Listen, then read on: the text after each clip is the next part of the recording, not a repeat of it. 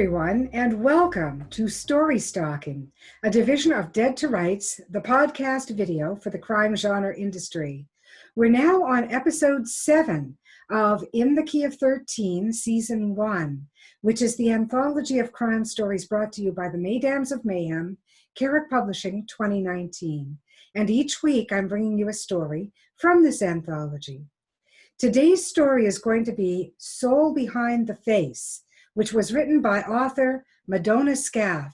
And you will know Madona from a previous episode of Dead to Rights, in which she talked about her 2 novels, Journey of 1,000 Steps, and the sequel, which is titled Death by Association. And Madona is just a wonderful writer. I hope that you're going to really look for her, and I hope you'll enjoy her story, which I'll bring to you now.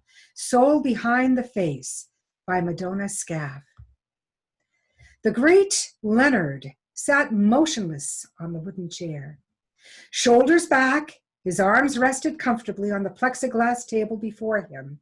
He controlled his breathing and the relentless need to scratch at the electrodes attached to his chest and scalp.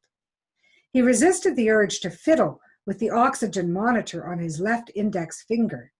The 4 researchers, wearing intense expressions, watched him from outside the glass-enclosed booth. He closed his eyes and tried hard not to laugh. After 10 years of pretending to be a psychic, life was good, profitable, comfortable, and boring. So when he heard about a Northern University's research study to verify psychic abilities scientifically, he volunteered to be a test subject. Leonard pictured the headline, "Psychic is real deal. Scientific tests show." He'd be famous and filthy rich. He'd fooled the eggheads for 3 days, graduating to today's final, most rigorous stage. Late at night, when he'd first arrived, he'd sat in his car in the parking lot to hack into their computers, to download the tests. This one consisted of a series of numbers he'd have to see. With so many sets of numbers and no way to tell which he'd be assigned, he'd memorized them all, thanks to his only legitimate talent, a great memory. It took 4 to 5 numbers before he knew which set the researchers were using. He threw in random wrong answers to make his vision seem legit. He smiled inwardly, took a dramatic deep breath for the last answer. 59! He said. He opened his eyes, expecting to see expressions of surprise and awe. You didn't need to be a psychic to realize that something was horribly wrong. The techs stood there, staring at him. Finally, the head technician, Stanley, came into Leonard's booth, holding something behind his back. "The great Leonard," Stanley mocked. "Proud of how well you did?" Leonard's eyes narrowed slightly. "Yes," he said. "You really sailed through every test, even past this last one, my personal favorite." Then, with a magician's stage show flourish, Stanley revealed a laptop hidden behind his back. He tossed it onto the table. It bounced once. Leonard's mouth went dry. He recognized the computer as his. "Look at the great confused psychic," Stanley gloated. "Halfway through this test, I switched to a new set of numbers, but you happily continued on the first." He leaned forward on the table and tapped the computer with his index finger. "You really should lock your car." With a laugh bordering on maniacal, Stanley left. Another technician came in to remove the electrodes. Leonard winced as a couple of chest hairs were yanked off in the process. Leonard stood, buttoned his shirt, and squared his shoulders. His face calm, he slipped his laptop under his arm and, with head held high, left the lab. He ignored the cackles behind him. Stiff-legged, Leonard returned to the parking lot, opened the door of his Navy Mercedes, and pitched the laptop onto the back seat. Then he collapsed into the driver's seat, panting with suppressed anger. What a way to end a lucrative career, debunked by a bunch of geeks. Maybe it was time for the great Leonard to return to plain Lenny. Life had been simpler then. All he wanted right now was the quickest route out of this place, but of course the GPS was useless out here. He tossed his cell onto the passenger seat and pulled out a map. With the car's tires squealing, he roared out of the university parking lot. Within minutes, he was on a washboard gravel road with occasional potholes. The unnaturally straight thoroughfare and its flanking trees created a claustrophobic tunnel effect. That, along with the groans of his Mercedes shuddering over the rough surface, soon irritated him. He turned on the radio, hoping for some distraction. Static. Damn stupid northern town. Did anything work here? He punched auto scan. Then, something up ahead that wasn't a tree caught his attention. A roadside memorial. He'd always zip past those shrines on his way somewhere. He didn't have to be anywhere now, so he pulled over. The memorial was a wooden cross about 3 feet high, with pots of brilliant flowers at the base. There was a simple inscription on the cross, October 4th, no name, no year. Today was October 2nd. He shut off the engine and got out for a closer look. As he came around the car, he doubled over with intense nausea. He gagged and leaned against the car, managing to stay on his feet. He swallowed the acid taste in his mouth. Lenny had felt like this once before, when he was 9 at his grandfather's funeral. As he walked deeper into the cemetery, he'd felt a bit dizzy and queasy.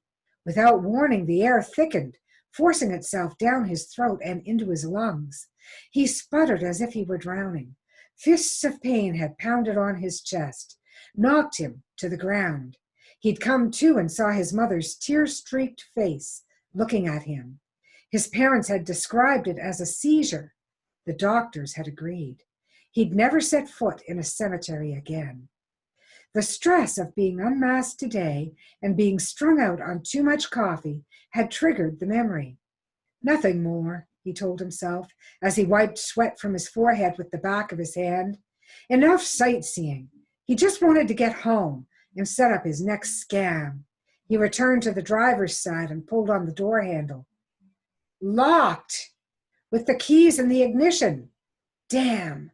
He punched the roof of the car with both fists. He rested his head on his fists and closed his eyes to hold back burning tears of frustration. He heard a loud rustling in the woods, jerked his head, and scanned the forest in wide-eyed panic. With his luck, it would be a bear. He'd bought the gun a few years earlier after receiving threats from the furious husband of the woman who'd been cheating on him. Lenny had that gun with him now, safely guarding the glove compartment. When nothing arrived to eat him, he relaxed and reached for his cell to call for roadside assistance. Then he laughed bitterly. His cell sat on the passenger seat. He'd have to walk back to the main road and civilization, such as it was. This was the last place where he'd want to be, walking in the dark. He looked up to see the sun hugging the treetops. Best to get moving. After walking for a while, he got tired of his brisk pace and glanced at his watch. Only 3:30? He squinted, searching for the turnoff in the distance. How fast had he been driving to get so far? He glanced over his shoulder and saw his car, only a few yards away. Impossible. He'd been walking for how long? Only to be back where he'd started? He turned to face the vehicle as thick, humid air rushed into his lungs. Pressure pounded on his chest. A heart attack. Here, all alone? With all his strength, he sucked in long, deep breaths. The pain eased. Time to get the hell out of here. Now. He rushed to his car and yanked on the door handle. Damn, he punched the roof of his car. Calm down, Lenny. Relax. Think. Locked car? No problem with the universal key. What he needed was a rock. The only ones big enough for holding up the cross. Sorry. He picked one up. I'll bring it right back. A shadow hovered over him, and he spun around. He lost his footing and fell back, knocking the cross over and breaking several flower pots. He cried out in pain as a sharp piece of ceramic pierced his hip. He held up his arms to shield his face, expecting to be attacked by some animal. He was alone. He checked the wound and removed the fragment. He'd live. He started to get up, but was pushed back down by some unseen force. Brain racing, he lay still. It felt like a hand was pressing on his chest. He gasped as a shadow moved overhead. Nothing there. He tried to sit up and was forced down again, less gently. Another attempt. This time, a powerful punch to the chest knocked him flat. He lay on the destroyed shrine as images and sounds enveloped him. He shut his eyes but couldn't block out the vision. Lenny holds a beautiful dark-haired woman in a loving embrace before driving away. Turns onto a dark road. This road, an oncoming car. It pulls over. Lenny makes a U-turn and stops behind the other car. The scene faded as Lenny sat up. Rubbing his chest with the heel of his hand, he stumbled back to his car. He tugged on the door handle and didn't question why it was unlocked. He got in and revved up the engine to get the hell out of there. That's when he saw a wallet lying amongst the crushed flowers. He checked his pants side pocket. Damn it. He got out and braced against the urge to puke as he picked up his wallet. A blow to the middle of his back dropped him face first into the flower pots. Through the blinding pain he heard a gunshot. Lenny falls sideways onto the front seat, and his arm hits the car stereo. Rock music blares from the speakers. How can she listen to that crap? Ears still ringing from the blast, he looks up to make eye contact with a man staring at him through the open car window. There is a blurred movement. He closes his eyes, and through the loud music, he hears the echo of a second gunshot. Lenny rubbed his temple to relieve the lingering pain as the vision faded. He was sitting in his car with the engine running. His clothes were clean, the shrine undamaged. He checked the time, 3:30. Peering through the windshield, he was relieved to see the sun still hovering over the treetops. God, he'd never fallen asleep at the wheel before. He rested his head on the steering wheel, grateful that he'd pulled over in time. Loud music startled him fully awake. Autoscan had found a station playing a song by the Scorpions. How can she listen to that crap? He clicked off the radio. Surprised by his comment, he laughed at how vivid the dream had been. He actually liked Soul Behind the Face and reached to turn the radio back on when the air gradually thickened around him. He remained calm as the images drifted back and finished the story. After the vision faded, Lenny looked at the cross. He understood now. Armed with the date and the face of the man who had looked in through the driver's side window, Lenny drove back to the university library. Lenny used the library's Wi-Fi to search the internet for local news stories. Within moments, he found a newspaper article dated October 4th of last year. The headline read, "Prominent businessman Franklin Boyd commits suicide." The article had the usual obituary-type details. Boyd had enjoyed a successful career in accounting. Co-workers and friends were heartbroken and couldn't imagine why he'd taken his life. Because it wasn't suicide, Lenny whispered to the computer screen. He had to tell someone, but who? Stanley, the technician? He could still hear the guy laughing. The police? They'd lock him up for sure when he mentioned the visions. He thought about his grandfather's funeral, and in the calm of the library, he remembered forgotten details. As he'd walked through the cemetery, images from each grave had conjured up a different, horrifying scene. Violent deaths, lonely deaths, lingering deaths. He remembered the pain had become unbearable the more he'd tried to block out the images. So many years lying about being a psychic. He could only laugh at the irony. He looked at the article. He couldn't let Franklin Boyd's killer get away with murder. Lenny, a voice whispered behind him. He spun around, but no one was there. Damn his overactive imagination. He turned back to the computer in time to see his fingers on the trackpad, clicking through several web pages on their own. He yanked his hand away. Great. Not only was he stressed and depressed about his crumbling life, now he had to deal with hallucinations. Loud rock music cracked through the silence, then faded away. Looking behind him, Lenny shook his head at the person he presumed was playing the music. How ignorant and inconsiderate to be doing that in a library. But the staff and students seemed to pay no heed. Funny that it was the same Scorpions song that had been playing on his car radio. It must be a local favorite, he decided, as he turned back to resume his search. His eyes widened, lips parted as though to speak. He'd found the killer in a photo on the back page.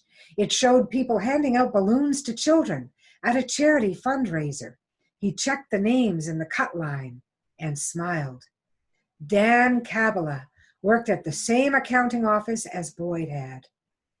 Lenny checked into a hotel on the outskirts of town. The key to any good scam was preparation. He spent Saturday searching for information on both men and the accounting firm where they'd worked. From what he understood of human nature, the best time to confront the murderer would be on the anniversary of the crime, tomorrow, October 4th. On Sunday, Lenny showed up unannounced at Dan Kabbalah's apartment just before 3:30, when the murder had been committed. His lame excuse of being Franklin's college buddy got him inside the plush 3-bedroom condominium. Dan was a gracious host. Anything for Franklin's old college buddy. Over coffee, he chatted freely about how nice Franklin had been, how his friends and co-workers missed him. Terrible how Franklin died, Lenny interjected. Yes, Dan's voice was somber. It was early morning, right? No, 3:30 in the afternoon, Dan swallowed, hard, and stood abruptly. How about some more coffee? Thanks. Dan picked up both mugs and started for the kitchen. Lenny hadn't seen a reference to music at the murder scene in any of the news reports. That was a detail only the killer would know, he concluded. He decided to egg Dan on. It must have been terrible for him to die, lying, listening to music he hated, Lenny observed. Dan turned around, still carrying the mugs. What are you talking about? What music? Lenny sensed Dan's hesitancy and pressed ahead. Wasn't there a CD playing hard rock? Dan stared at him, shook his head, and started to turn away. Look, Lenny, I'm sorry, but I have some work to do. Working on the weekend? What a shame, Lenny said mockingly. I guess that's ironic, too. What? Well, if Franklin had gone to work on a weekday rather than a Saturday, there would have been people around. They might have noticed he was, well, suicidal. Dan's hands trembled so much that he barely got the mugs back to the table.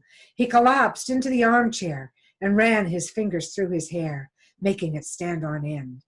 The image of a folder flashed before Lenny's eyes. I guess he went in to pick up the Trelane file. Dan's face blanched.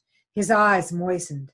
Lenny continued, he probably stopped on the side of the road to either talk to or help someone, and they shot him, close range, so it's no wonder the police thought it was a suicide. Stop it, Dan screamed as he jumped to his feet.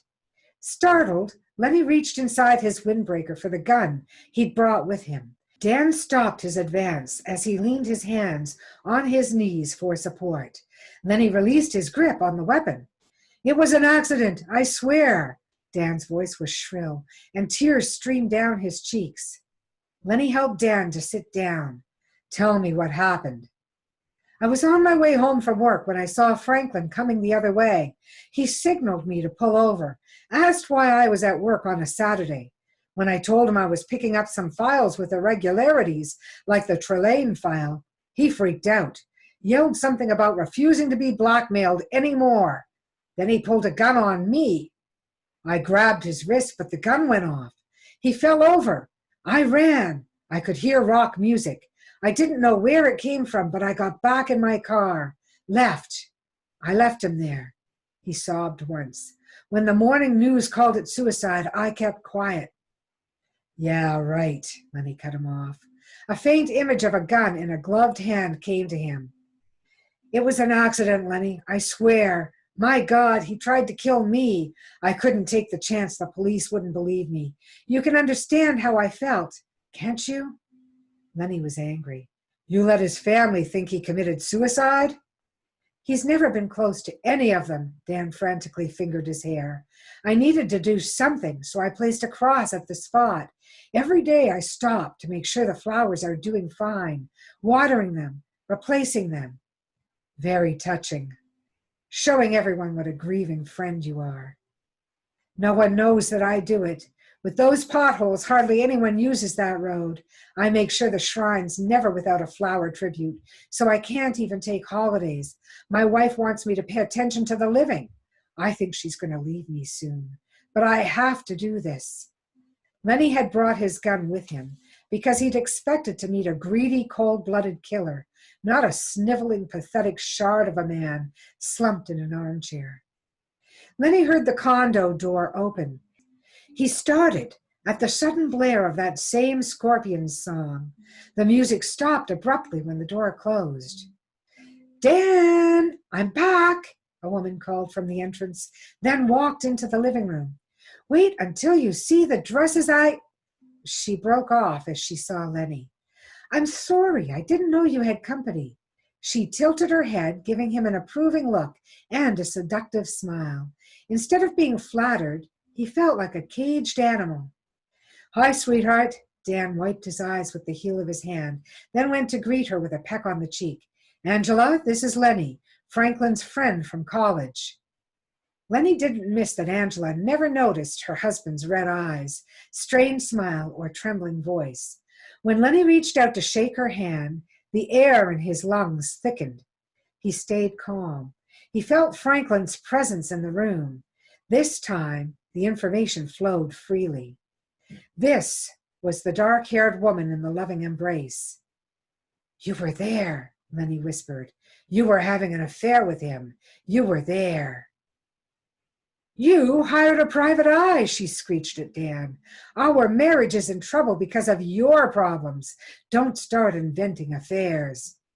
Honey, no, I didn't. He isn't. You were blackmailing him, Lenny said to Angela. You were partners at first. You gave Franklin your husband's computer codes to access the client's investments and liberate a tiny amount of their profits, too small to be noticed. But when he started having second thoughts, you blackmailed him to keep going. Are you going to let him talk to me like that? She screamed at Dan. The last day, Lenny continued, after you'd made love, you guessed that Franklin was going to work to cover his tracks. Maybe you were worried he'd make sure you got all the blame, or that he'd implicate your husband, which meant you'd lose this cushy lifestyle. Whatever the reason, you followed Franklin, took advantage of the scene on the side of the road. Lenny turned to Dan. You didn't kill him. The bullet missed and went out the open passenger window. He was just stunned by the sound of the gunshot. When he fell over, his hand hit the car's stereo. She kept her CDs in his car. He turned back to Angela. He hated rock, but put up with it for you. As he lay dazed and helpless on the seat, you came by and picked up the gun. You wore gloves, so no prints. Lenny watched her expression change from denial to amazement to fear and finally to anger. Then a disturbing coldness swept over her eyes. Quite a nice story you've cooked up. She dropped her shopping bags on the sofa and reached into her purse. Too bad no one will hear it. She turned, holding a gun leveled at Lenny's chest, only to come face to face with the weapon in Lenny's hand. Her eyes opened wide, and her lips parted as Lenny's finger pulled the trigger. Lenny's heart pounded, threatening to rip open his chest. He watched as, in movie-style slow motion, she fell backward, her startled eyes staring at him. Blood and brain matter formed a halo around her head. Somewhere beyond the sound of blood rushing in his ears, Lenny could hear Dan screaming her name. She lay on the floor, her blood pooling on white marble. Lenny's mouth opened in a silent cry. He hadn't meant to fire. The adrenaline rush of seeing a gun in her hand had made his finger squeeze the trigger. He wanted to drop the gun before it went off again. He willed his fingers to open. They refused. Lenny managed to shift his focus from the body to Dan. The man was huddled on the floor in the corner, rocking himself as he sobbed Angela's name over and over again. He wanted to go to Dan and make him understand, before the police arrived, that it had been an accident. He tried to move, but his feet felt leaden. A tremor rippled through Lenny's body as a thick rush of air moved through him. With a jolt, he realized Franklin wasn't after justice. He was intent on revenge. A voice echoed in Lenny's head. I had to endure Dan's sniveling each and every day, knowing that he took my clients, made money that should have been mine. No one else stopped on that road until you, Lenny. Lenny felt his hand start to rise. No, he screamed silently. He wouldn't kill. Not again. Why let that useless bastard live and enjoy a life that is rightfully mine? Lenny grabbed at the gun with his free hand, but only managed to flail at it pathetically. The gun was aimed at Dan, who paled and pressed himself into the corner, trying to escape. Lenny's heart pounded as he braced for the inevitable deafening blast. Sweat trickled down his back as he helplessly watched his finger begin to squeeze the trigger. He refused to take another life. Stop, he cried, but his hand ignored him. He gulped in mouthfuls of air and slowed the thickening in his lungs by a will born of panic. He heard the Scorpions' song grow louder, but he forced himself to ignore it. No, Lenny shouted at his hand. It lowered the gun. No, he had lowered the gun. With a sharp sense of relief, he realized he was finally strong enough to keep Franklin under control. Dan stared at him with eyes wide and stood up. Lenny said, It's okay. Don't be afraid. What must the poor man be thinking as he watched the ravings of a lunatic? Lenny gave him a comforting smile and added gently, It's all right, Dan. I'm in control now. Dan shook his head. Then with halting, almost robotic steps, he approached Lenny with his hand extended. He spoke calmly, too calmly, Lenny thought. Just give me the gun, Dan said. I know you didn't want to shoot her. Give me the gun. It'll be okay. Lenny nodded and handed over the weapon.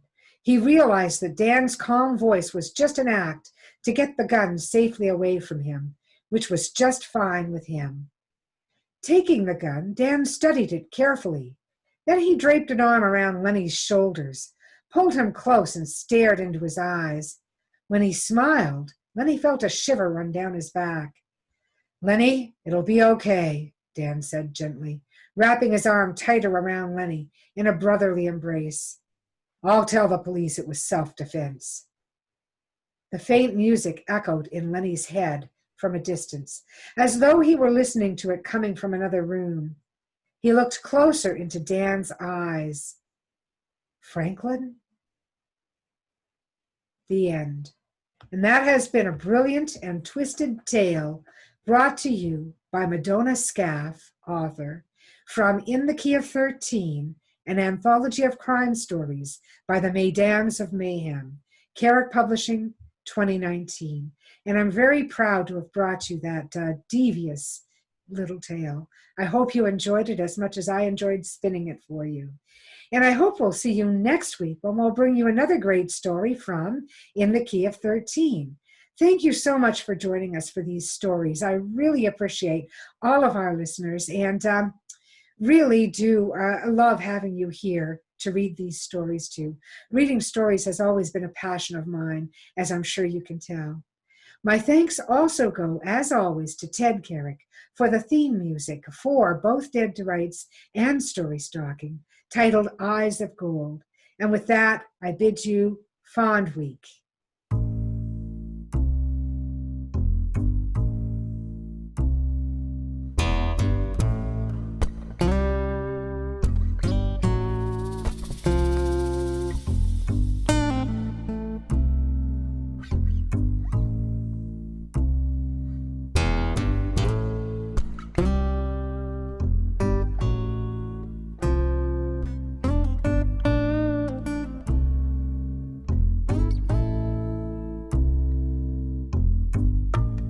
dusty road, a man alone. His vital signs go on hold, and I don't know what you've been told, but the years have turned my eyes gold. And I told you what you told me, we'd never be in the same boat for free. Yet it rides, let it ride.